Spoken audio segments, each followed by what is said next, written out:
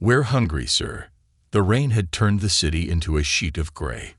Cars hissed down the street, headlights blinking through the fog like weary eyes. Inside the marble-walled courtroom 6A, everything felt sterile, distant, and unforgiving.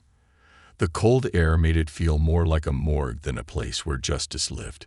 Judge Elias Monroe, age 63, sat with practiced posture behind his raised bench. He looked every bit the part of a man hardened by decades in the system. Deep furrows on his brow, sharp suits that fit like armor, and eyes that once had passion but now looked tired of pretending. Today's docket was overloaded. CPS case reviews, parental termination petitions, emergency custody transfers, and then silence. The courtroom's side door opened slowly. Two small figures stepped forward, their shoes squeaking on the polished floor. It was the only sound that seemed to matter.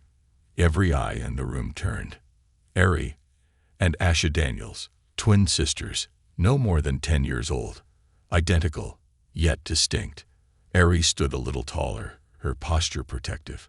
Asha clutched a threadbare stuffed bear, the one item she wouldn't let go of even when removed from the last foster home. Their clothes were mismatched and too large, likely donations from the shelter. Their caseworker, Ms. Lorraine Hart, walked in behind them, her face drawn and pale. Her briefcase bulged with paperwork, but her expression said she already knew that paperwork wouldn't fix this. The bailiff called the case number. Docket 2461. Daniels, Asha, and Ari. Emergency custody review. Judge Monroe glanced at the file and sighed, expecting another routine review, another failed placement, another note to pass the twins along again. But before Lorraine could speak, Ari took a single step forward. Her voice cracked. "We're hungry, sir." The words echoed like thunder in the courtroom. Not loud, not dramatic. Just true. Asha's lips trembled. Her eyes were hollow, cheeks sunken. Her hand gripped her sister's tighter, like a child clinging to a lifeboat in a storm. A single tear fell, not from sadness, but from the exhaustion of saying something that had cost everything inside her. The judge froze. For a moment, time buckled. These girls weren't just another line in a file. They weren't another pair of children in an overwhelmed system. There was something about them, their stillness, their quiet strength, the haunting emptiness in their eyes, that cut through all his defenses.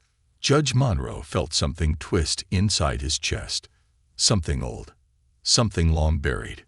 He cleared his throat. "Ms. Hart, would you like to speak?" Lorraine stepped forward, slowly. Her voice didn't have the courtroom sharpness Monroe was used to. It was soft, almost broken. They were found 3 nights ago, in a locked utility closet behind the kitchen of their foster home. No lights, no bed. Asha had been trying to eat insulation. The courtroom gasped. Lorraine continued, shaking slightly. They'd been there for at least 4 days. No food, no clean water. The Callisons, she paused, her voice faltering, claimed they were disciplining them, that it was a cooling-off space. Monroe knew the Callisons, church-going, donors to multiple children's charities. The husband played tennis with Monroe's own brother at the club every other weekend. The judge opened the file and scanned the previous placements. 3 other homes in 18 months, all ended in removal. All marked with one chilling note: child uncooperative. Ari and Asha remained perfectly still. Monroe forced himself to look into their eyes. There was something familiar in them, not their faces, but the pain.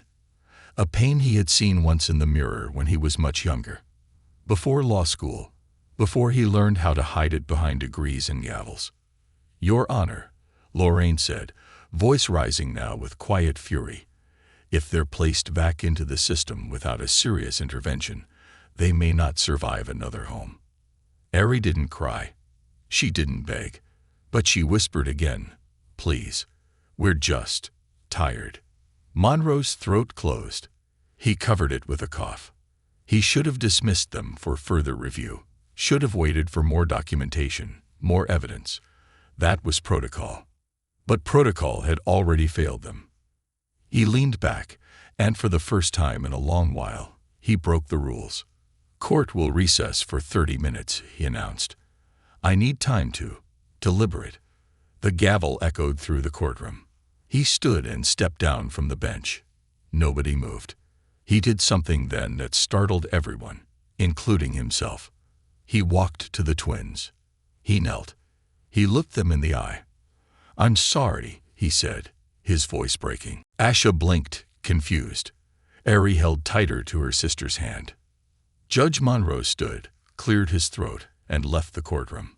But as the heavy doors shut behind him, tears fell from his eyes, not just because of what he'd seen, but because of what he remembered. The girl's eyes didn't just look familiar. They looked like her. Ghosts of the gavel. Judge Elias Monroe sat alone in his chambers, the door locked behind him. The rain still tapped on the tall windows like restless fingers, and the low hum of the city below felt oddly distant. The folder sat in front of him, open, waiting. It was Asha and Ari Daniels' file, but it felt heavier than any case he'd held in his hands in years. Not because of the pages inside, although the content was horrific, but because of something unspoken, something buried in the ink. He stared at their photos, taken just a few hours after being pulled from the Callisons' house. The twins sat on the edge of a cot in the emergency shelter, blank-faced, holding hands. Their stillness was what haunted him most. They weren't crying.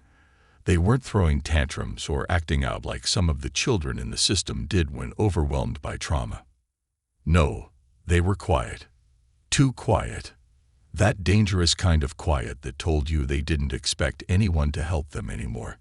Elias reached for the folder marked Callison Home Review, closed case, and flipped it open again, heart sinking deeper with every word. Allegations of inappropriate punishment, excessive restriction of movement, food rationing, and isolation. A home inspection had been ordered, but canceled.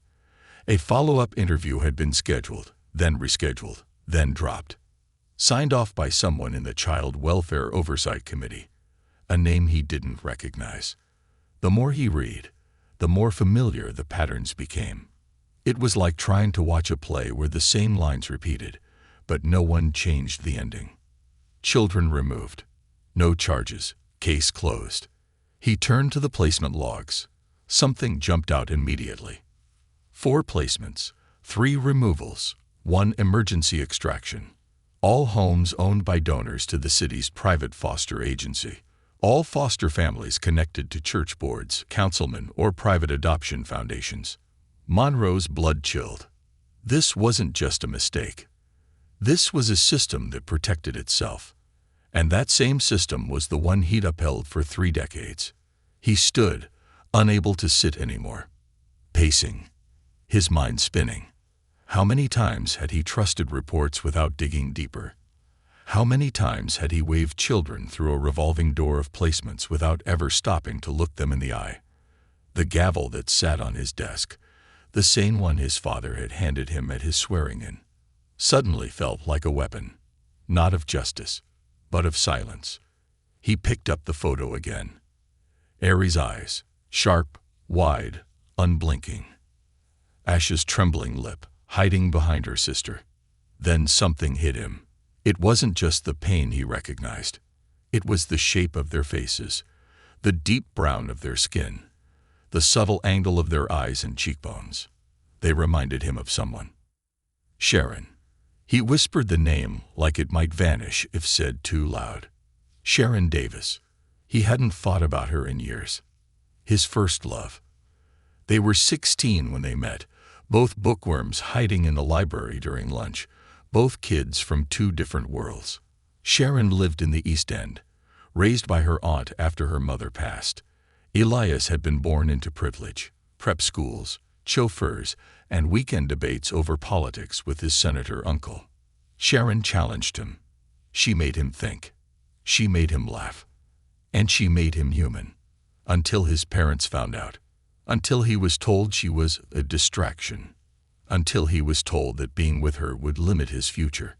And Elias, coward that he was, had walked away. He had written her a letter. Cold, apologetic, laced with lies about focus and responsibility. He had never heard from her again. He never knew what happened to her. But now, looking at these girls, those eyes, that same tilt of the chin, could it be? Was Sharon their mother? He didn't even know if she'd married or had children. A part of him wanted to believe it wasn't true. Because if it was, if he had once turned his back on the woman he loved, and now stood in judgment over her daughters without even knowing, the shame nearly crushed him. He sat back down, hands shaking. For the first time in years, Elias Monroe didn't feel like a judge. He felt like a man who had missed every moment that mattered. Later that night, the streets were slick with leftover rain when Elias pulled into the city's East End neighborhood. He hadn't been here in years, maybe decades. He passed shuttered shops, corner stores with flickering neon lights, and row homes with chipped paint but clean steps. He parked in front of the Avery Memorial Community Center, its old red brick walls still standing strong. Inside, a community potluck was winding down.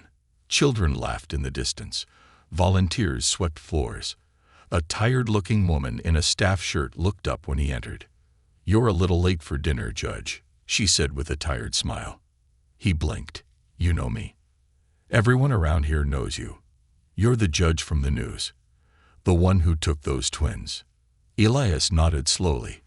"I'm looking for information about their mother." The woman's smile faltered. She stepped closer, her tone lowering. "Sharon Daniels?" she asked. His heart froze. Daniels, not Davis. He forced himself to breathe. That was her name. The woman nodded. "She passed about 6 years ago. Car accident. Left the girls with their aunt, who tried to raise them. But then she got sick. After that, well, the state stepped in." Elias felt the room tilt around him. "I knew her," he said, more to himself than to her. "She was good people," the woman said softly. "Smart, strong, worked 2 jobs, kept the girls clean and fed and in school. Always talked about giving them a better life. The system failed her." She looked at him now with something between disappointment and hope. "You want to fix this, Judge. Then stop looking at their file and start looking at the cracks you helped build." Back in his office, at 3:12 a.m., Elias called a number he hadn't dialed in years. "George?" he said, voice rough. "Yeah, it's Monroe. I need a favor. Quiet. Discreet. I need you to run a full background check on the Callisons, bank records, property holdings, social ties, everything." Pause. "I'm not asking as a judge. I'm asking as a man who let the wrong people raise the right children." Paper walls, iron chains. The morning after his late-night call, Judge Elias Monroe sat stiffly in his chambers, the city just starting to wake up outside the courthouse windows. But Monroe had already been up for hours. Sleep had become a stranger, shadows under his eyes deepening by the day. He hadn't shaved. His shirt was wrinkled. His tie knotted in the wrong place. He didn't care. There was a knock. "Come in," he muttered. The door creaked open. George Pullman stepped in, retired homicide detective, now private investigator. In his 60s, but sharp-eyed and restless as ever. He looked at Monroe for a long second before speaking. "You look like hell." "I feel worse." George dropped a heavy folder on the desk. "You said to get everything on the Callisons. I did. And then some." Monroe opened the folder, his eyes scanning the first few pages. His breath caught. "Is this?" "Yes," George said. "The Callisons run a string of short-term group homes under different names. Shell corporations. They bounce kids between homes every few months, keep the checks rolling in. The children's well-being. That's just paperwork." He flipped to the next section. Children placed and removed within weeks. Patterns of injuries. School attendance drops. No follow-up. No red flags triggered. They've had at least 23 kids placed with them in the past 7 years. all black, all labeled as behavioral risk, none adopted. All moved on after complaints that somehow never made it past internal reviews. Monroe's hands were trembling. And that's not all, George continued. I traced financials. The Callisons receive state foster care reimbursements, standard.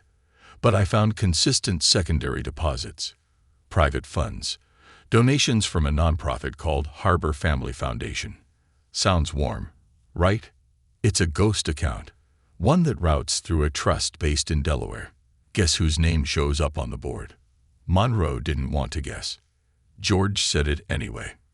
Councilman Darren Lake, the same man who wrote a glowing letter of recommendation for the Callisons last year. Monroe's stomach turned. He had ruled on that placement himself. He remembered Councilman Lake's office sending over the recommendation with urgency and pressure. It was all above board. The right seals, the right letters, the right signatures. Everything had seemed safe. Now, it all stank of rot. They've been building this, George said. A cycle. Take children without strong advocates, orphans, poor families, no money. Place them in connected homes. Funnel money through them. And when the children start showing signs of trauma, remove them. Rinse and repeat. Monroe flipped further. There were names, pictures, children, faces that passed through his courtroom over the years, all labeled unfit, all shuffled around like inventory. He leaned back, stunned. Sharon Daniels, Monroe whispered. Ari and Ash's mother. She tried to speak up, didn't she? George nodded. She filed 2 complaints with the district office. They disappeared. Literally. There's no trace of them in the official system. But I found scans on an old USB stick buried in her apartment's maintenance files. Somebody was supposed to delete them. Monroe's hands clenched into fists. And the aunt? He asked. The one who raised them after. Diagnosed with terminal cancer. Died 2 months later. But I checked the social worker's logs. She reported concern before she passed. Thought someone was following the girls. A car parked near the school. The report was dismissed as stress-related delusions. Monroe shook his head. He had served as a judge in this system for 31 years. And now he realized it wasn't broken. It was working exactly as designed. Later that day, courtroom 6A. The twins sat quietly on a bench outside the chamber, Lorraine Hart beside them. Their knees touched. Asha held her bear again, one eye missing. Ari stared straight ahead, jaw tight. Monroe emerged, motioning for Lorraine. They stepped aside. Get them out of the group home, he said, voice low. Immediately. I don't care how.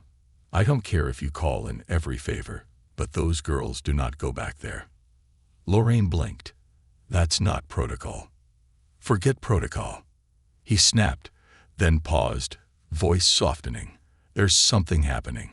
Something deep. You feel it too, don't you? She hesitated, then nodded. There's a motel I trust near the harbor, Monroe continued. I'll pay for it. Keep them safe. Untraceable. Just for now. Lorraine looked at him carefully. You're crossing lines. Then let them fire me. I'll go back to driving cabs. But I won't let those girls disappear. Across town, a black SUV. Councilman Darren Lake sat in the back seat of a tinted vehicle, holding a tablet. His driver stood nearby, phone pressed to his ear. A photo of Monroe flickered on screen, taken that morning from across the street. Grainy, but clear enough. Why is he digging? Lake asked coldly. We don't know yet. Find out. He closed the tablet and leaned back. Judges are like dogs. You just have to show them the right leash. And if they bite. He smiled. You put them down. That night, Monroe's home. The house was still. Too still. Monroe stood at the sink, washing a plate. He hadn't eaten, just picked at leftovers. The television murmured low in the background, news cycles recycling the same headlines. Suddenly, a knock.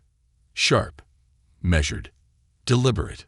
He turned off the faucet and moved to the door.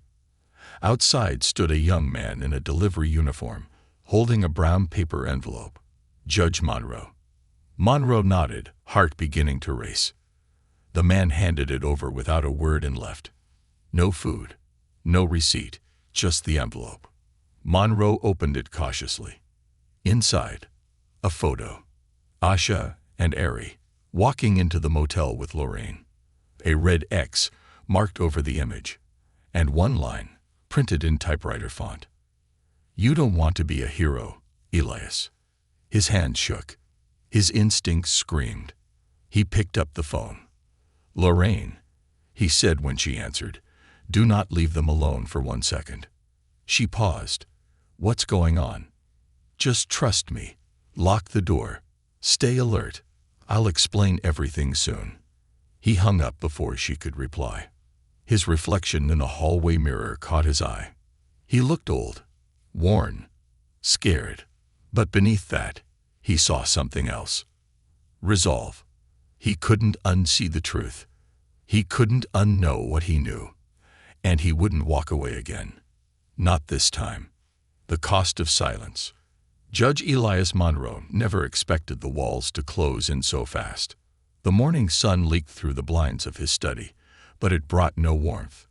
A mug of cold coffee sat untouched on the desk beside him, the steam long gone.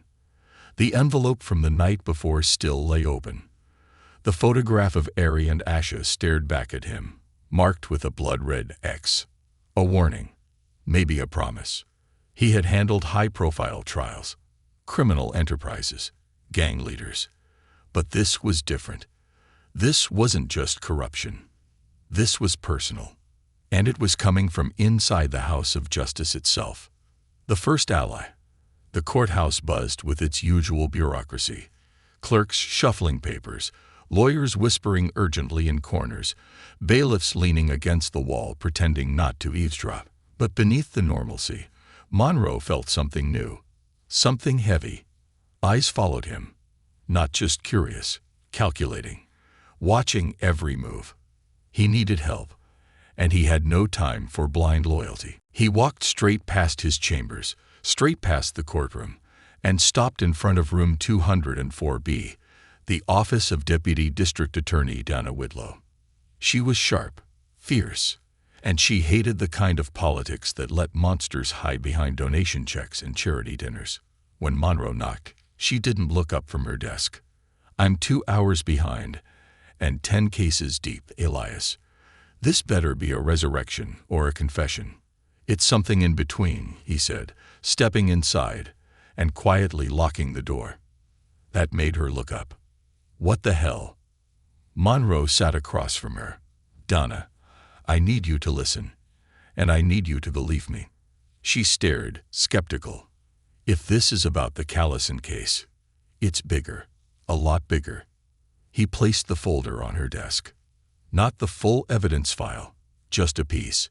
Enough to paint a picture, but not enough to get her killed. She opened it and started reading.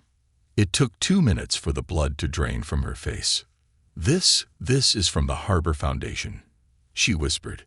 That's backed by Lake and others. She looked up. Are you saying children are being placed in homes to launder money? Not just that, Monroe said, his voice tight. They're being broken down, recycled, profit per head. He paused. And it's not just the Callisons. There are others, dozens, all tied to a chain of influence that runs straight through this courthouse. Dana leaned back, stunned. Jesus, Elias, I need you to help me build a case, he said. One that can't be buried.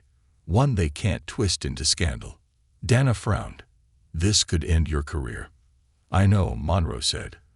But I'm more afraid of what happens if I stay silent. She closed the file slowly. You have 48 hours. After that, I won't be able to protect you. Not from Langley, not from the board, not from the machine. You understand? Monroe nodded. I just need 48. The betrayal in the shadows. That night, Monroe parked his car 2 blocks away from the motel where Lorraine had hidden the girls. It was a modest 2-story building, the kind of place truckers and traveling nurses use when passing through. Unremarkable. That's what made it safe, for now. He knocked in the prearranged pattern. 2 taps, then 3. The door opened.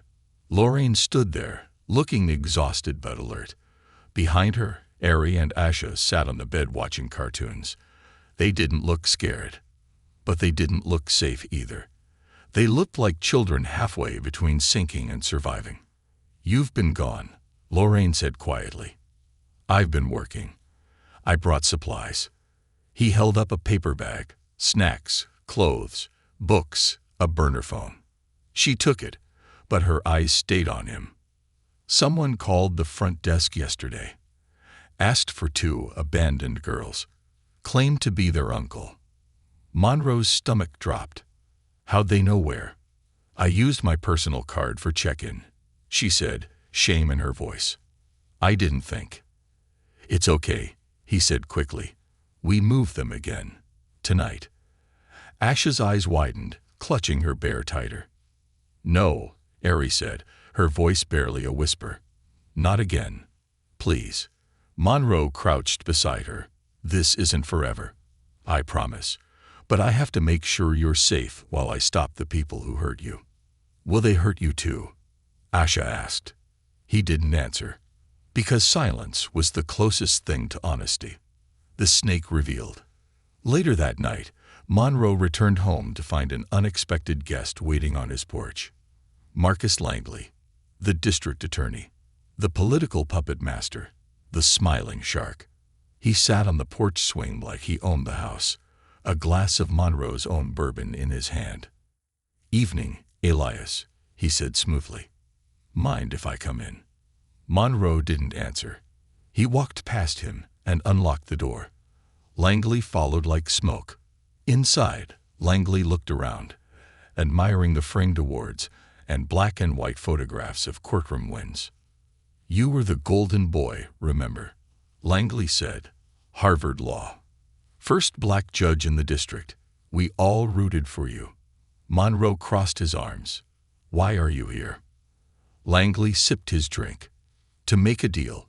You're getting sloppy, digging where you shouldn't, asking questions, putting children in places without clearance." "They're not property," Monroe said coldly. Langley's smile flickered. "Oh, Elias, you still think justice is a sword, but it's a balanced scale, my friend, and you're tipping it the wrong way." Monroe took a step closer. "You buried Sharon Daniels' complaint, didn't you?" Langley's smile vanished. "Go back to your bench, Elias," he said, voice dropping. "You're not a savior. You're just a tired old man who forgot which side of the machine he's on." Monroe didn't flinch. "I'm on the side of the kids you threw away." Langley stood. He set the glass down gently. "You keep pushing, and those kids won't be the only ones who disappear." Then he was gone. The door closed behind him like a gavel-hitting bone. The fire next time. At 3:42 a.m., Monroe's phone rang. It was Lorraine. "They found us," she whispered. "We're moving." Then the line went dead. Monroe jumped out of bed, grabbed his keys, and bolted into the night. When he arrived at the motel, flames already licked the rooftop. Fire trucks were on the scene. Sirens wailed. Neighbors screamed. But Monroe didn't see the girls. His heart froze. Then, from the shadows, Lorraine appeared, coughing, dragging 2 terrified girls with her. Alive. Safe. For now. The truth doesn't whisper. The fire didn't kill them. But it tried. The motel blaze left a blackened hole where safety once lived. The fire department ruled it an electrical failure, but Monroe knew better. So did Lorraine. There were no coincidences anymore. The flames were a message. You're too close. Turn back. But it was already too late for that. After the fire, the emergency shelter smelled of bleach, old blankets, and quiet despair. Lorraine sat with a damp towel around her shoulders, her eyes red from both smoke and exhaustion. Across the room, Asha and Ari huddled on a cot, their faces blank. Not from fear, from familiarity. They'd been here before, too many times. Monroe stood near the doorway, jaw tight, coat still soaked from the water hose spray. Every part of his body ached, from exhaustion, from guilt, from rage. But his voice was steady. "We're not hiding anymore." Lorraine looked up, startled. "What does that mean?" "I'm going public." Lorraine stood, eyes wide. "You'll lose everything. The bench, your name, maybe your life." "I already lost everything that mattered," he said. "Years ago, when I watched this system chew people up and convinced myself I was helpless." He turned toward the door. "The only thing worse than the men who build these machines is the men who pretend they can't hear the gears turning." Unveiling the first stone. Monroe's first call was to David Reeds, an investigative journalist who had spent 2 decades burning bridges and chasing ghosts no one else believed in. They met in a diner at 6 a.m., before the city fully woke. Monroe slid a USB drive across the table. "You want a story?" David leaned in. "You're a sitting judge." "And this," Monroe said, "is a system built to sell children, launder money, and erase the people who ask why." David paused. "You sure you want to go on record?" Monroe didn't hesitate. "Not just on record. On camera." The journalist's eyebrows rose. "You're going to war." Monroe sipped his coffee. "War found me first. The past opens like a wound." Later that day, Monroe returned home to a box on his doorstep. No return address. He opened it slowly. Inside, a photo album. Old, dusty, with a note tucked between the pages. "She never stopped loving you." It was Sharon Daniels' handwriting. Monroe dropped into a chair, breath stolen. He opened the album. Photos of Sharon as a young mother, with 2 babies, Ari and Asha, wrapped in hand-me-downs and warmth. One photo showed Sharon holding a newspaper. The front page. Judge Monroe sworn in. She had followed his career. She had watched him rise. And she had never reached out. But why? He flipped to the final page. There it was. A letter. Torn, folded, tear-stained. To Elias, dated 10 years ago. "I saw your name on the docket today. You were deciding whether my girls would go to foster care or stay with my sister. I wanted to say something. I wanted to tell you they were yours. But how do I trust a man who once chose power over truth? If you ever read this, please protect them.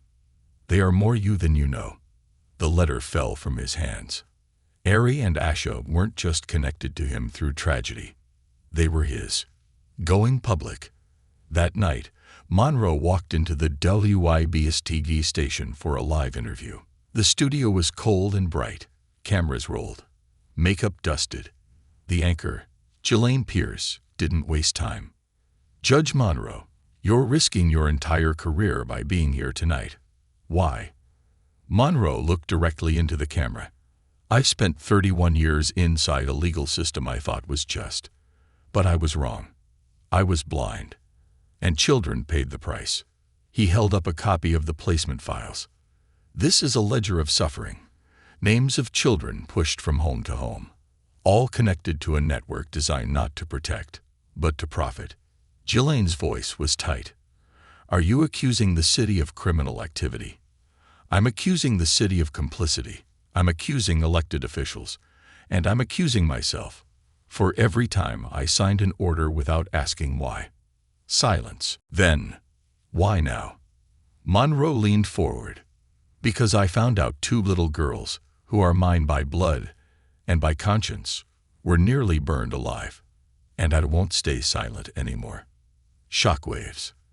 The interview spread like wildfire. Hashtags trended. Hashtag paper homes. Hashtag Judge Monroe speaks. The mayor's office issued a statement calling Monroe's claims concerning and promised an internal review. The review was never started. But the public was listening. Protests began. Not massive. Not yet. but loud enough. Young people held signs outside the courthouse with photos of missing foster children. Old caseworkers began sending anonymous letters. One read, "I was told to shred a file about a boy with broken ribs. They said the injury was self-inflicted. He was 6. Another said, "The Sane Foundation kept reassigning kids who spoke up. We weren't allowed to call CPS. Just internal review. And still, no arrests. No resignations. Just silence from the powerful." But silence had a sound now. And the world was starting to hear it. The counterattack. The next morning, Monroe received a notice. His judicial immunity was being reviewed. A formal inquiry was underway. He'd be suspended from the bench. Not because he lied, but because he told the truth. He handed the notice to Lorraine. "I was wondering when they'd come for the robe." "You're not afraid?" she asked. He chuckled. "Afraid? Lorraine, I'm finally free." But fear did come. Minutes later, his phone buzzed. Unknown number. He hesitated, then answered. A voice on the other end. "The girls die if you keep talking." Click. Silence. Again. Into the storm. That night, Monroe returned to the shelter, finding Ari and Asha asleep on the cot. Lorraine dozed nearby, gun on the nightstand now. He knelt beside them. Asha stirred. "Are we safe?" she whispered. He stroked her hair gently. "Not yet, but we will be. I promise." Ari opened one eye. "You were on TV." He smiled. "You saw that, huh? You sounded scared." "I was," he admitted. Ari nodded slowly. "Good. It means you care." He stared at her, a 10-year-old who had lived through more fire than most adults. She had every right to collapse. But she stood. And now so would he. Bloodlines and broken chains. Monroe sat in the corner of the shelter room, the soft hum of a ceiling fan above blending with the distant sounds of the city. Sirens, traffic, someone yelling a block away. The world outside kept moving, indifferent to the storm he'd just unleashed. But inside this room, something had changed. He looked over at the girls, his daughters. Ari was still awake, staring at the cracked ceiling.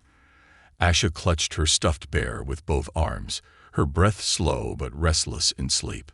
Monroe had seen hundreds of children pass through his courtroom. Abandoned, broken, alone.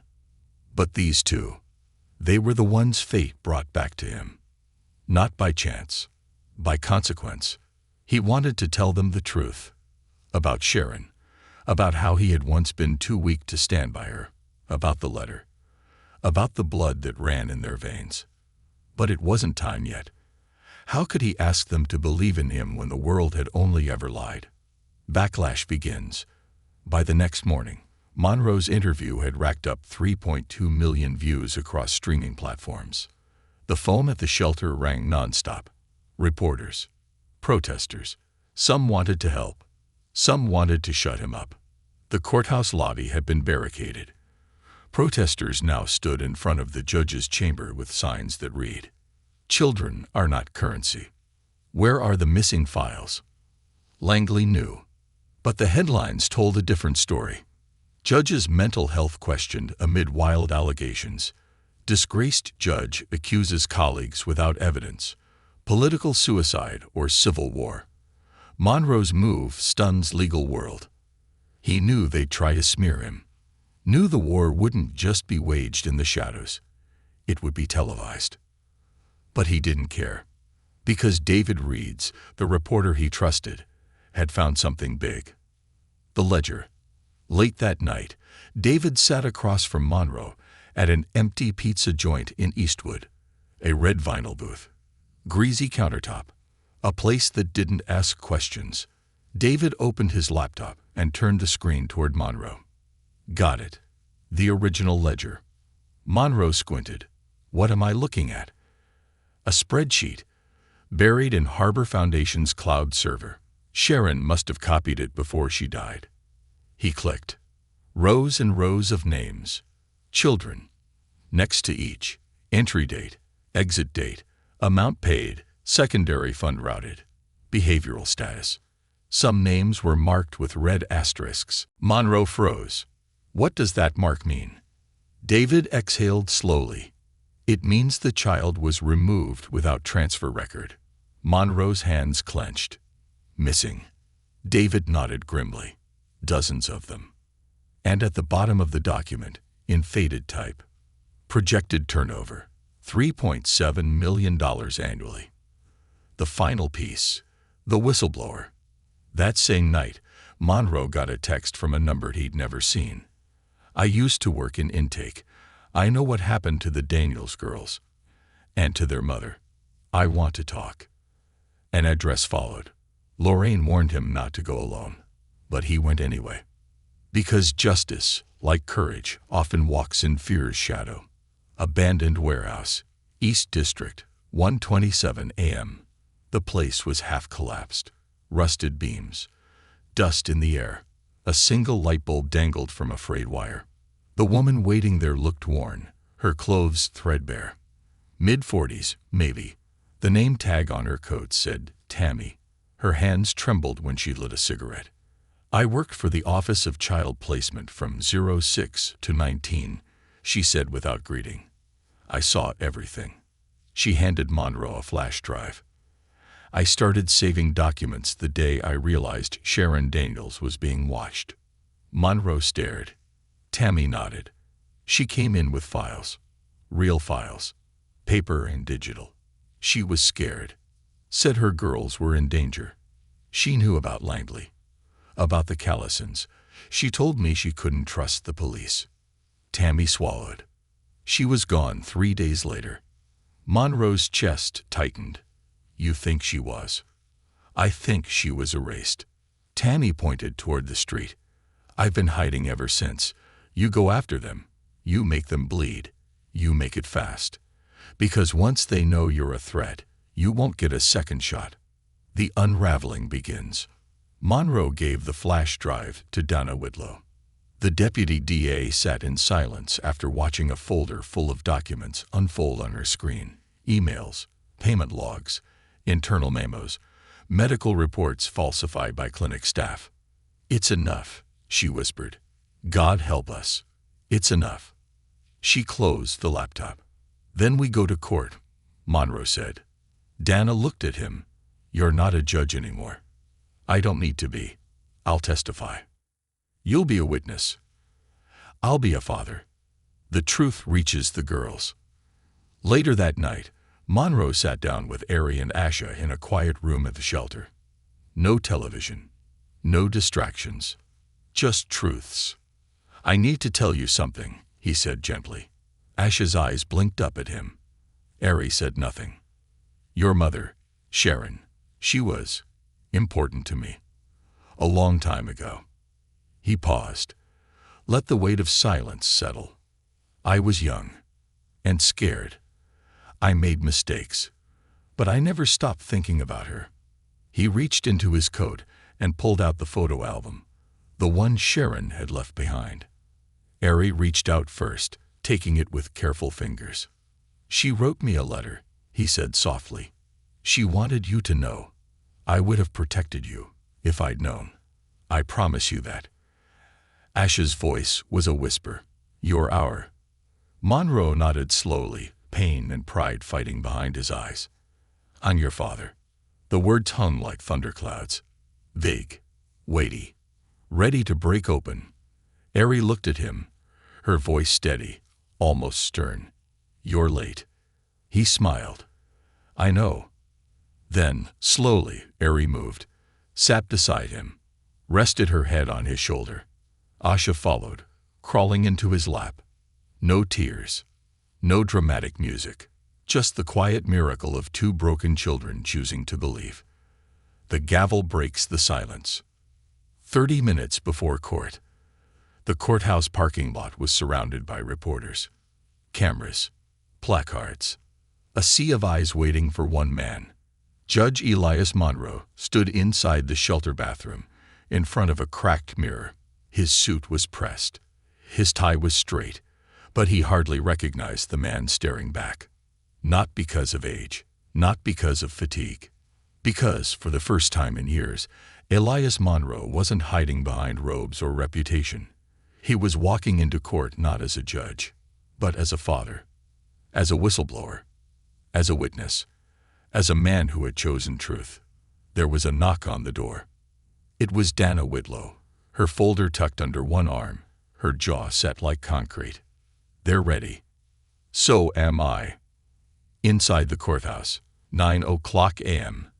Every seat in courtroom 7C was filled. Every bench, every aisle. The overflow room upstairs had a live feed. Hundreds watched online. Thousands would later. It wasn't just a trial anymore. It was a reckoning. People v. Marcus Langley, the city of Brookhaven, Harbor Family Foundation, and others. Presiding Judge, Honorable Teresa Valdez. Elias Monroe sat at the witness table, not the bench. It felt surreal, unnatural, yet absolutely right. On the defense bench, Langley wore a charcoal suit and a hollow smile. The mask was cracking, but the monster underneath still believed in his own invincibility. He smirked at Monroe like a chess player about to corner his opponent. Monroe didn't blink. He wasn't playing chess anymore. He was lighting the board on fire.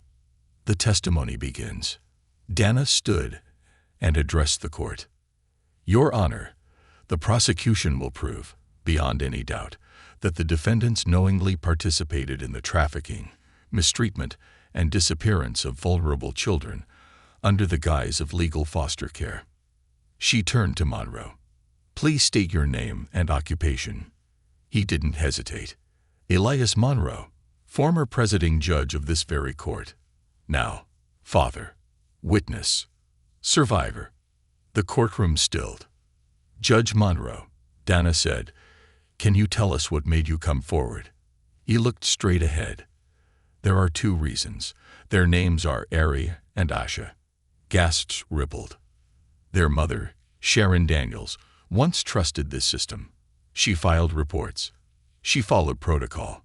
She disappeared. He held up a letter.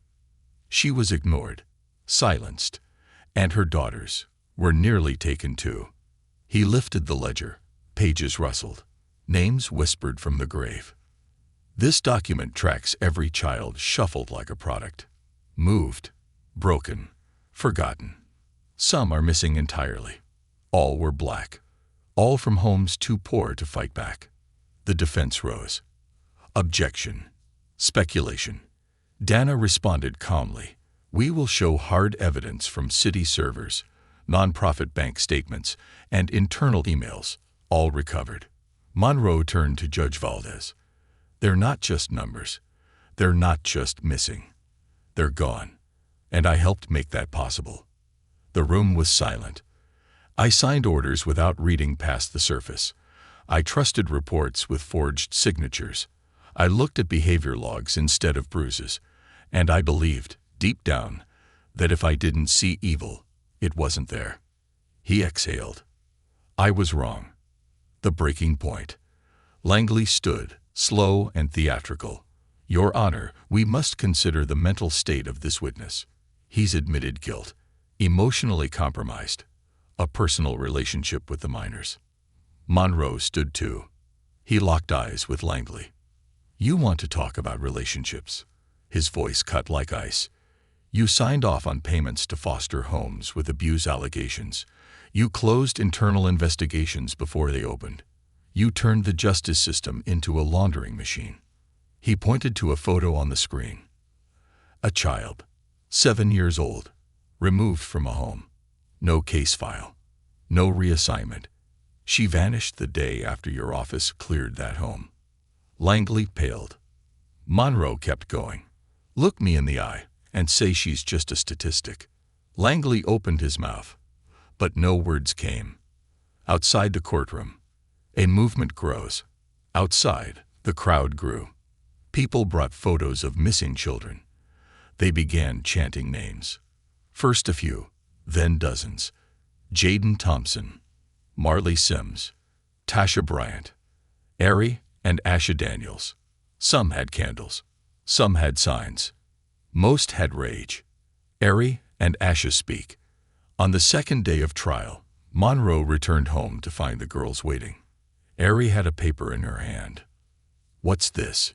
he asked. "It's our statement," she said. "You don't have to testify."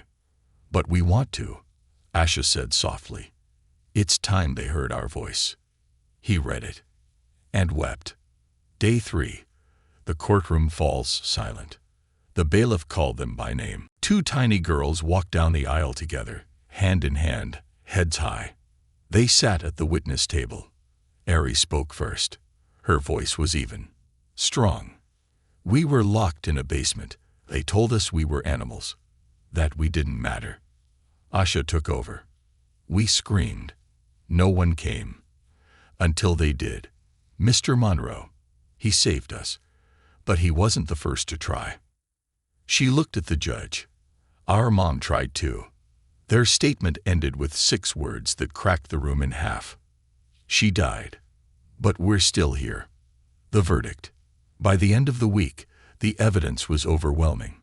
Dozens of children's files, medical records, sworn affidavits from former caseworkers, secret recordings, a whistleblower from inside Langley's office. Langley and his co-defendants were found guilty on all charges: fraud, child endangerment, conspiracy, racketeering. Langley was sentenced to life without parole. The Harbor Foundation was dismantled, its assets redistributed to survivor families. But justice is never clean. It doesn't undo years of pain. It just opens the door to healing. 1 year later, the new bench. Monroe stood before a new judge's bench. Not in robes, in jeans, with paint on his hands. He was helping renovate the Daniel Center, a shelter and school built in Sharon's name. Ari and Asha helped pick the mural on the side. It showed 2 girls rising from darkness, holding hands, standing tall. Underneath were 5 words: "We're not invisible anymore." Final scene. That night, Monroe tucked the girls in. Asha clutched her bear, now repaired and clean. Ari was reading a book on civil rights leaders. "Did you ever think you'd be a dad?" she asked. He smiled. "Only in my dreams." "You're not bad at it," she muttered, yawning. "I'll take that as high praise." She rolled over. "We're not scared anymore, you know." He swallowed. "I am. Still. Every day." "Good," she said. "Means you care." He turned out the light. The house was quiet.